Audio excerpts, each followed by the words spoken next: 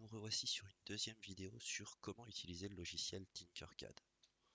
Donc, une fois connecté à votre compte, créez une conception.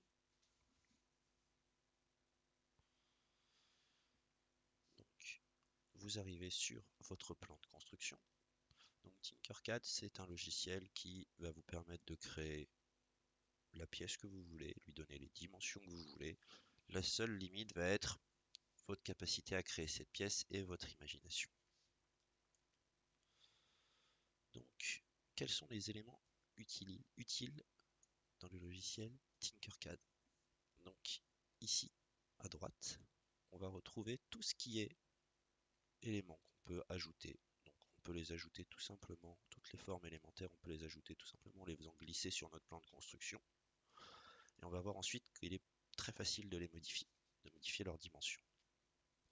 Ensuite, on a ici une règle. La règle est un outil vraiment très pratique car il va nous permettre de très facilement modifier la dimension des différents objets qu'on aura fabriqués et qu'on aura ajoutés. Ici, on a le nom. Il suffit simplement de cliquer dessus. Donc moi, ce que je vais vous demander, c'est de réaliser les meubles des bungalows. Et on valide. Donc, meuble bungalow. On va l'appeler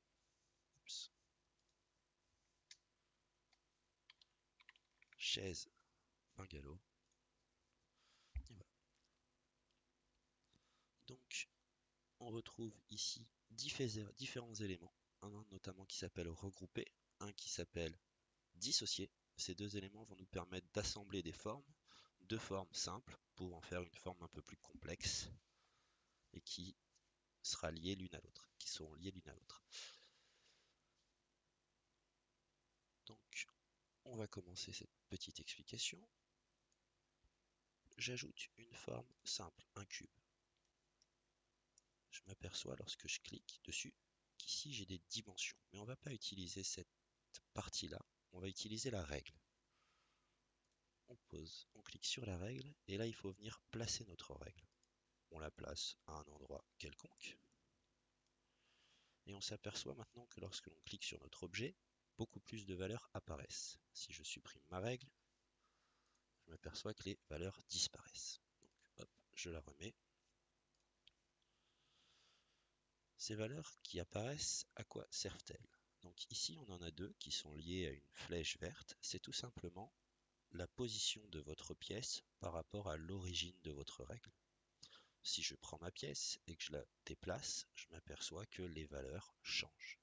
De la même manière, si je veux déplacer ma pièce, je peux ici cliquer sur la valeur et la modifier. Je vois que ma pièce se déplace. Autre chose, ici, on a les différentes dimensions de notre pièce, de notre objet. Donc nous, c'est notre cube. On a trois dimensions qui sont identiques. C'est plutôt logique pour un cube. Si je modifie l'une de ces valeurs, je n'ai plus un cube, j'ai un pavé. Et voilà, ça me permet de... Je veux faire, par exemple, un mur. Hop, je peux réduire les valeurs et les modifier à ma guise afin d'obtenir la forme qui m'intéresse.